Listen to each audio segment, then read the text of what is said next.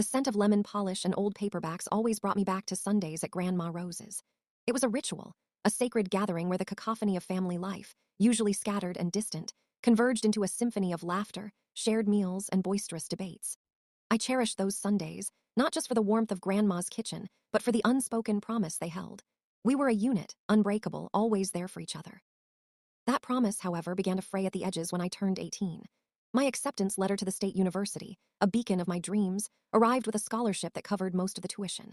It was a moment of triumph, a testament to years of late-night studying and unwavering ambition. I imagined the cheers, the proud embraces, the collective sigh of relief that a path was forged. Instead, I was met with a silence that echoed louder than any celebration. "That's nice, dear," my mother said, her eyes already drifting back to the television. My father, engrossed in his newspaper, offered a grunt of acknowledgement. My older brother, Mark, merely shrugged, muttering something about how I'd be back home in a semester, just like he was. My younger sister, Sarah, was too busy on her phone to even register the news. The initial sting was sharp, but I rationalized it. They were busy, perhaps overwhelmed. They'd come around. But they didn't. As the weeks turned into months and my departure date loomed, the conversations about my future were conspicuously absent. There were no excited discussions about dorm life, no advice on navigating a new city, no offers of help with packing. My achievements, once celebrated with fanfare, now seemed to be met with a curious indifference. I remember the day I left. My car, packed to the brim with boxes and dreams, sat in the driveway.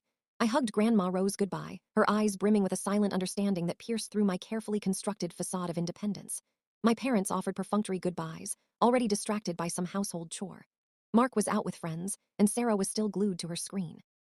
As I drove away, the rearview mirror showed not a waving family, but a house that looked exactly as it had every other day, untouched by the monumental shift in my life. University was everything I had hoped for and more.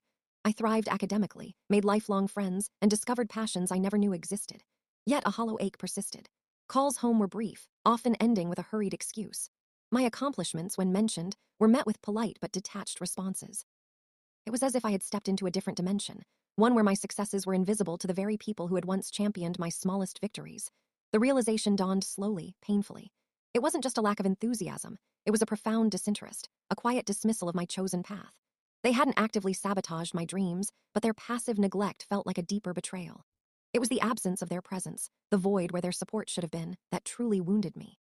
The echo of those empty chairs at my departure, the silence that followed my triumphs, became a constant reminder of a promise broken, a bond frayed beyond repair. I learned to build my own support system, to celebrate my own victories, but the ghost of their indifference lingered, a bittersweet shadow on every achievement.